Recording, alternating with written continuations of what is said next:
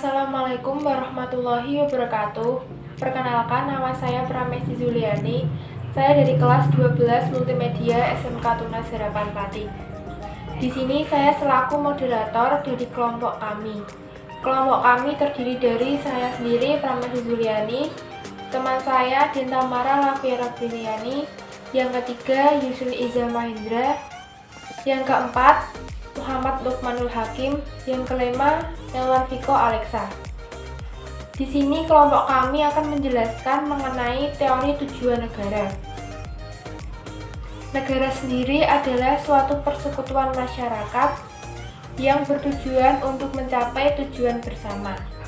Dengan mengetahui teori tujuan negara, kita lebih tahu mengenai tatanan suatu organisasi dalam suatu negara tersebut. Karena setiap negara memiliki organisasi yang berbeda-beda. Hal tersebut sesuai dengan latar belakang yang berbeda, ideologi yang berbeda, dan juga budaya yang berbeda. Ada beberapa teori mengenai tujuan negara. Yang pertama yaitu teori Plato. Menurut teori Plato, tujuan negara adalah memajukan kesusilaan manusia, baik secara individu maupun sebagai makhluk sosial. Yang kedua yaitu teori negara kekuasaan. Teori negara kekuasaan ini diikuti oleh dua tokoh, yaitu yang pertama Sangyang dan yang kedua yaitu Niccolo Machiavelli. Menurut Sangyang, tujuan negara ini adalah untuk mengumpulkan kekuasaan negara yang sebesar-besarnya. Hal tersebut dapat dicapai dengan menyiapkan tentara yang kuat, berdisiplin, dan bersedia menghadapi segala kemungkinan agar negara tetap kuat. Sebaliknya, rakyat harus bertunduk patuh terhadap negara.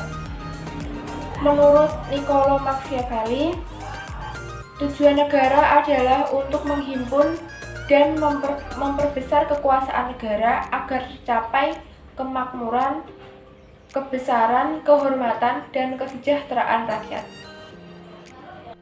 Teori teokratisme atau kedaulatan Tuhan.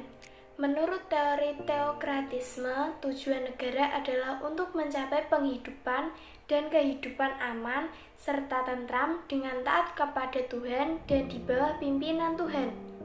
Pimpinan negara menjalankan kekuasaannya hanyalah berdasarkan kekuasaan Tuhan yang diberikan kepadanya. Di antaranya, para filsuf yang menganut teori ini adalah Thomas Aquinas dan Augustinus. Selanjutnya, teori negara polisi. Menurut teori negara polisi, negara bertujuan semata-mata menjaga keamanan dan ketertiban negara, serta menjadi pelindung hak dan kebebasan warganya. Untuk mencapai hal itu, perlu dibentuk peraturan perundang-undangan yang mencerminkan kehendak seluruh rakyat. Di sisi lain, negara tidak boleh turut campur dalam urusan pribadi dan ekonomi warganya. Teori ini digulirkan oleh Immanuel Kant. Teori negara hukum.